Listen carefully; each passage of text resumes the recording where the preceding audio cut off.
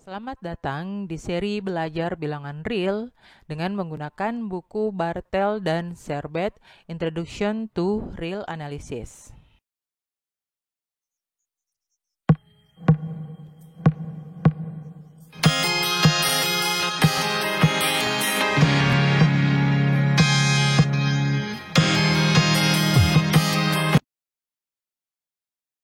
Kita mulai dengan membahas sifat-sifat aljabar pada bilangan real. Definisi pertama terkait sifat-sifat aljabar bilangan real yaitu pada himpunan bilangan real terdapat dua operasi biner. Jadi operasi biner ini adalah operasi yang melibatkan dua himpunan. Dituliskan dengan tanda tambah dan titik yang secara berturut-turut disebut penjumlahan dan perkalian. Kedua operasi ini memenuhi sifat-sifat berikut. Perhatikan di sini sifat-sifatnya itu, empat sifat pertama adalah sifat yang berlaku pada penjumlahan. Makanya di sini disimbolkan A. Sementara empat sifat berikutnya berlaku pada perkalian sehingga disimbolkan M. A tadi adalah kepanjangan dari aditif, sementara M adalah multiplikatif untuk perkalian. Kita lihat A1 berbunyi A tambah B sama dengan B tambah A untuk semua A dan B di R. Sifat ini disebut dengan sifat komutatif pada penjumlahan. A2 berbunyi dalam kurung A tambah B tambah C sama dengan A tambah dalam kurung B tambah C. Jadi di sini kita mengelompokkan dua unsur pertama akan sama dengan kita mengelompokkan dua unsur terakhir untuk semua A, B, dan C di bilangan real. Sifat ini disebut dengan sifat asosiatif penjumlahan. Sifat yang ketiga, terdapat unsur 0 di R sehingga 0 ditambah A itu sama dengan A dan A tambah 0 sama dengan A untuk semua A di bilangan real. Jadi unsur 0 ini disebut juga dengan unsur identitas penjumlahan. Karena adanya unsur 0 ini mengakibatkan muncul definisi keempat. Ya. Untuk setiap A di R terdapat unsur negatif A di R sehingga A tambah negatif A sama dengan 0. Dan negatif A tambah A sama dengan 0. Jadi negatif A ini disebut inverse dari A untuk penjumlahan. Selanjutnya kita beralih ke sifat-sifat yang berlaku pada perkalian atau sifat yang pertama sama juga seperti sifat penjumlahan berlaku sifat komutatif yaitu A kali B sama dengan B kali A untuk semua A dan B di R. Sifat yang kedua dalam kurung A kali B dikali C sama saja dengan A kali dalam kurung B kali C. Jadi ketika ada perkalian tiga bilangan, maka kita mengerjakan dua bilangan pertama duluan dengan dua bilangan terakhir duluan, itu akan memberikan hasil yang sama. Jadi sifat asosiatif ini berlaku juga untuk perkalian. Sifat yang ketiga, terdapat unsur 1 di R yang berbeda dari 0 ya. Jadi ini unsur 1 dia berbeda dari 0 tadi sehingga 1 kali A sama dengan A dan A kali 1 sama dengan A untuk semua A di R. 1 ini disebut sebagai unsur identitas perkalian di R. Dari sini mengakibatkan sifat yang keempat yaitu untuk setiap A yang tidak sama dengan 0 di R, terdapat unsur 1 per A di R sedemikian sehingga kalau A dikali 1 per A itu akan menghasilkan 1, begitu juga ketika 1 per A dikali A itu akan menghasilkan 1. 1 per A ini disebut sebagai inverse perkalian dari A. Sifat yang terakhir adalah sifat distributif yang menggabungkan antara operasi perkalian dan penjumlahan tadi. Sifat distributif yang bagian pertama itu adalah A dikali dalam kurung B tambah C itu sama dengan A kali B ditambah A kali C. Dan dalam kurung B tambah C dikali A itu sama saja dengan B kali A ditambah C kali A untuk semua untuk semua A, B, dan C di R. Ini disebut sebagai sifat distributif perkalian terhadap penjumlahan. Setelah kita punya definisi sifat-sifat aljabar pada bilangan real, kita dapat menurunkan beberapa teorema dari definisi tersebut. Kita lanjut. Teorema pertama ini terdiri dari dua bagian. Bagian yang pertama berbunyi, bila Z dan A unsur di R sehingga Z tambah A itu sama dengan A, maka Z itu pasti sama dengan 0. Yang kedua, bila U dan B tidak sama dengan unsur di R sehingga U kali B sama dengan B, maka U sama dengan 1. Jadi teorema ini dia menjelaskan atau menegaskan eksistensi dari 0 dan 1. Pada teorema pertama ini memastikan tidak akan ada bilangan lain di R yang mengakibatkan kalau kita menjumlahkan bilangan tersebut dengan sembarang bilangan di R akan menghasilkan bilangan itu sendiri. Ya, begitu pula dengan unsur 1. Kita tidak akan menemukan bilangan lain di R yang kalau kita kalikan dengan sebarang bilangan di R akan menghasilkan bilangan itu sendiri. Di sini kita akan melihat pembuktian untuk teorema 1 ini yang bagian pertama.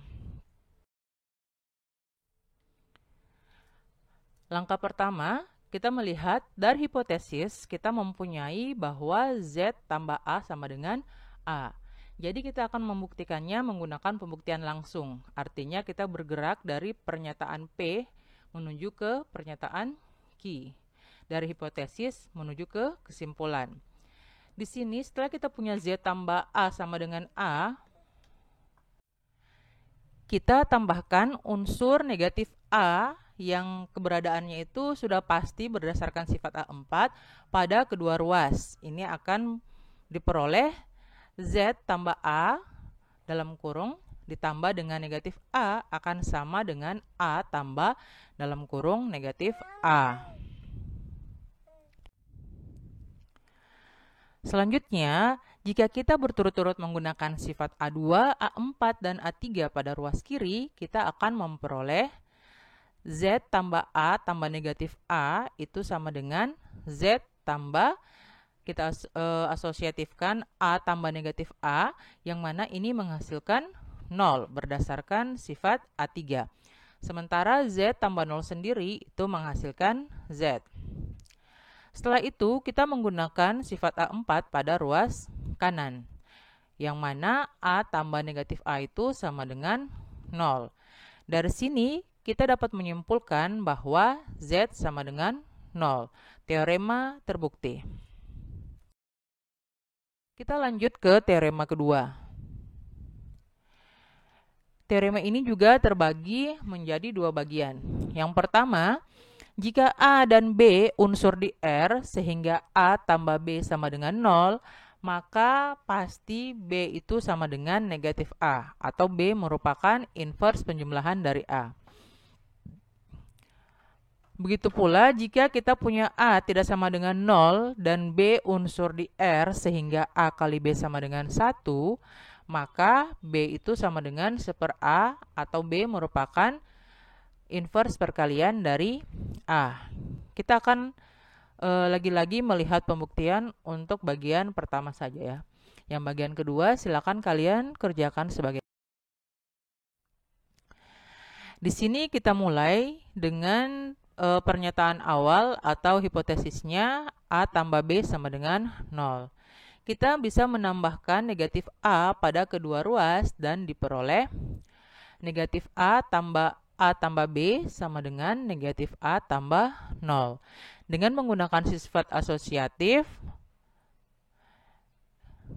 kita memperoleh negatif A dalam kurung negatif A tambah B itu akan sama dengan 0 tambah B, yang mana berdasarkan sifat A3 0 tambah B itu sama dengan B.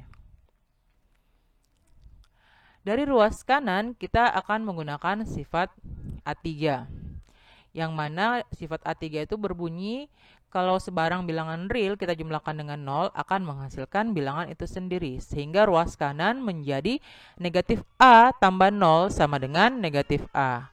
Dari sini kita menyimpulkan bahwa B sama dengan negatif A.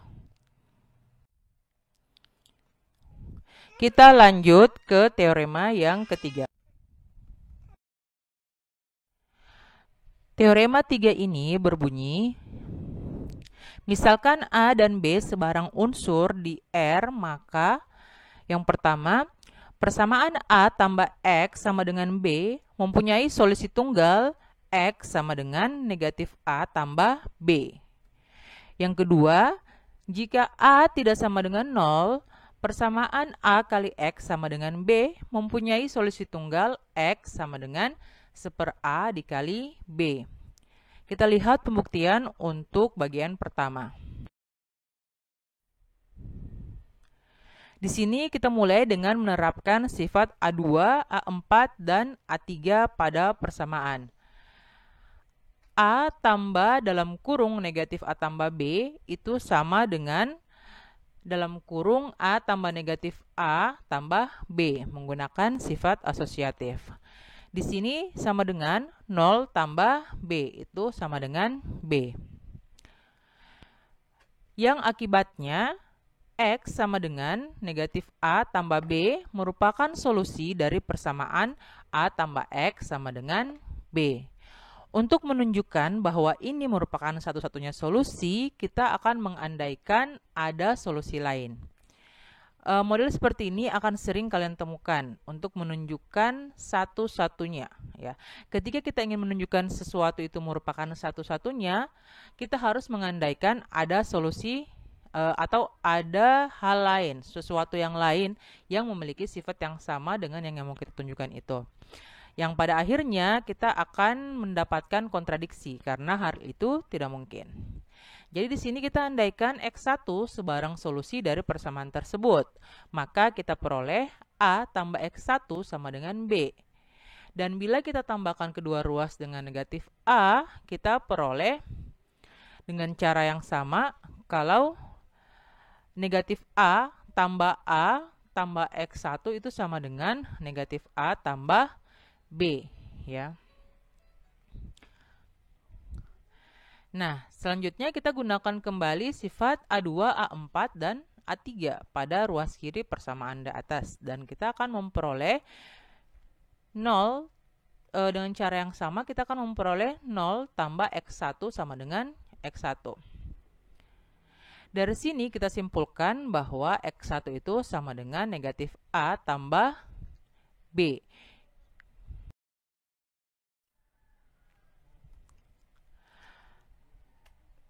Kita lanjutkan ke teorema yang keempat. Bila A sebarang unsur di R, maka berlaku yang pertama A kali 0 sama dengan 0. Yang kedua, negatif 1 kali A sama dengan negatif A. Yang ketiga, negatif dari negatif A itu sama dengan A. Dan yang keempat, negatif 1 dikali negatif 1 sama dengan A. Kalian bisa latihan untuk membuktikan 4 bagian dari teorema ini. Teorema yang kelima, misalkan A, B, dan C unsur-unsur di R. Jika A tidak sama dengan 0, maka 1/A tidak sama dengan 0, dan 1/1/A itu sama dengan A. Yang kedua, jika A kali B sama dengan A kali C, dan A tidak sama dengan 0, maka B sama dengan C. Yang ketiga, jika A kali B sama dengan 0, maka paling tidak 1 dari A sama dengan 0 atau B sama dengan 0 yang benar. Sifat yang ketiga ini yang sudah sering kalian lihat pada saat sekolah menengah terkait dengan pemfaktoran fungsi kuadrat, ya. Kita akan melihat bukti untuk masing-masing bagian tersebut. Untuk yang pertama, jika A tidak sama dengan 0, maka terdapat 1/A. Nah, kita andaikan 1/A ini sama dengan 0. Ini berarti 1 sama dengan A. Dari 1/A sama dengan A kali 0 itu menghasilkan 0. Ini kontradiksi dengan M3. Jadi 1/A tidak sama dengan 0. Dan karena 1/A kali A sama dengan 1, teorema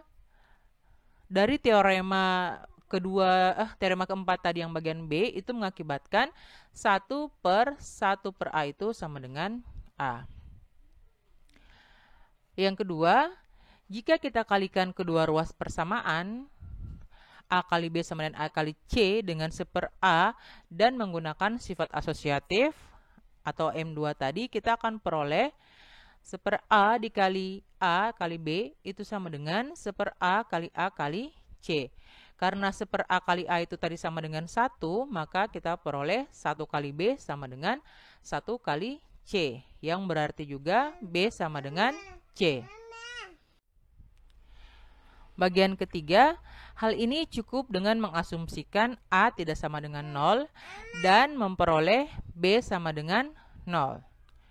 Mengapa? Karena A kali B sama dengan 0 itu sama saja dengan A kali 0 jika B-nya sama dengan 0. Kita gunakan bagian B terhadap persamaan A kali B sama dengan A. Ya, bagian B yang ini tadi, sehingga menghasilkan B sama dengan 0 jika A tidak sama dengan 0. Teorema terbukti. Pada teorema terakhir yang akan kita bahas di sifat-sifat aljabar bilangan real ini, kita akan membuktikan bahwa akar 2 itu adalah bilangan irasional.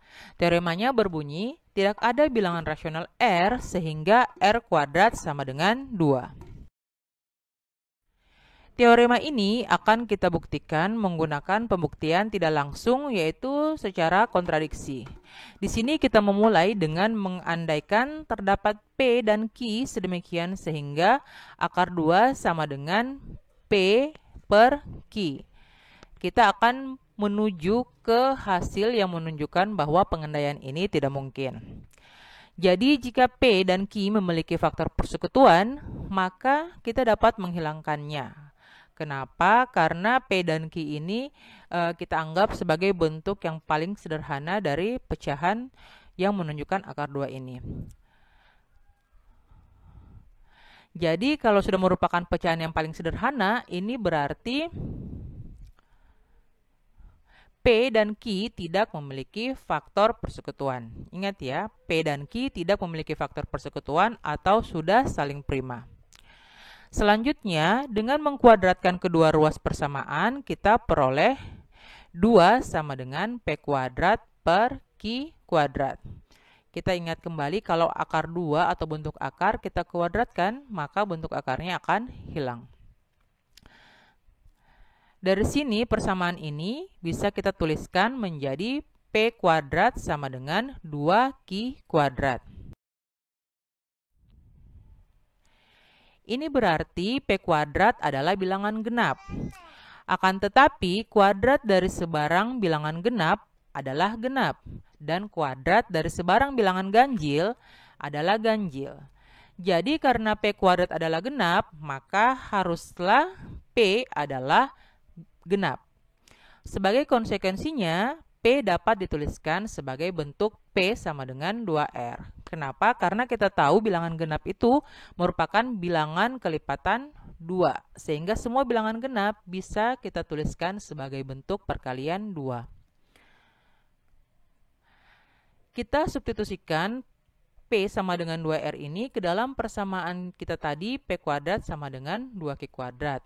Diperoleh 4R kuadrat sama dengan 2Q kuadrat, yang ekuivalen dengan 2R kuadrat sama dengan Q kuadrat. Persamaan terakhir memberitahu kita bahwa Q kuadrat adalah bilangan genap, yang mana mengakibatkan Q adalah bilangan genap juga. Ini artinya P dan Q adalah bilangan genap, sehingga P dan Q memiliki faktor persekutuan. Jadi kita tahu bersama semua bilangan genap itu memiliki faktor persekutuan yaitu 2. Hal ini kontradiksi dengan asumsi kita bahwa P dan Q tadi tidak memiliki faktor persekutuan. Kontradiksi ini menunjukkan asumsi awal kita bahwa terdapat P dan Q sedemikian sehingga akar 2 sama dengan P per Q adalah salah. Atau dengan kata lain, tidak terdapat P dan Q yang seperti itu, yang sama saja dengan kita katakan bahwa akar 2 bukan bilangan rasional. Oke, teorema ini terbukti secara kontradiksi atau reductio ad absurdum. Terima kasih yang telah mengikuti seri pembelajaran analisis real kita yang pertama ini. Silakan menunggu untuk seri pembelajaran berikutnya. Sampai jumpa.